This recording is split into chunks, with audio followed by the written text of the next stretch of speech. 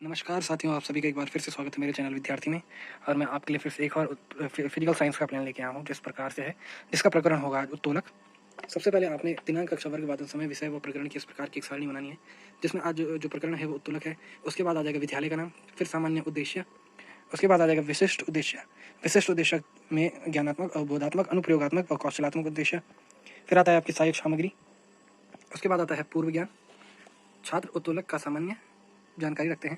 फिर उसके बाद प्रस्तावना प्रश्न जिस प्रकार से हैं, दैनिक जीवन में प्रयोग होने वाले उपकरण के नाम बताइए। तो कैंची, हथौड़ा, चिमटा आदि ये दैनिक जीवन में प्रयोग होने वाले उपकरण है। यह उपकरण क्यों आवश्यक है? हमारे कार्य को आसान बनाने के लिए आवश्यक है। ये उपकरण हमारे कामों को आसान बनाते हैं, उन्हें क्या कहते हैं? उन्हें हम उत्तोलक कहते हैं। उत्तोलक किसे कहते हैं? ये आपकी समस्यात्मक प्रश्न होगा। उद्देश्य कथन। उसके बाद छात्रों, आज हम विज्ञान विषय के अंतर्गत उत्तोलक का अध्ययन करेंगे।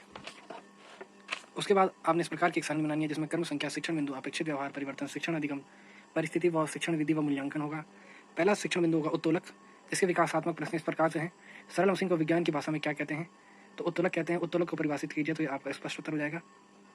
छात्र अध्यापक कथन। उत्तोलक वे औजार या उपकरण जिनका प्रयोग हम दैनिक जीवन में अपने कार्यों को आसान बनाने में करते हैं, उत्तोलक कहलाते हैं, जैसे चिमटा और कैंची। इसके आप आगे लिखेंगे, आप छात्र ध्यानपूर्वक सुनेंगे। दो मूल्यांकन प्रश्न इस प्रकार से हो जाएंगे। मूल्यांकन प्रश्न जब शिक्षण बिंदु खत्म होता है उसके बाद लिखते हैं।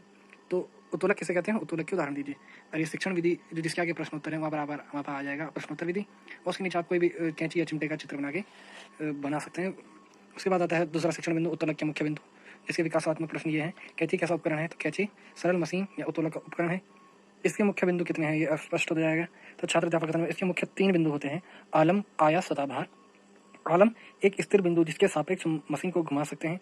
फिर आता है आयास, उत्तोलक के जिस बिंदु पर हम बल लगाते हैं, उस बल को हम आयास कहते हैं। फिर आता है भार, उत्तोलक द्वारा जो बोझ उठाया जाता है उसे भार कहते हैं।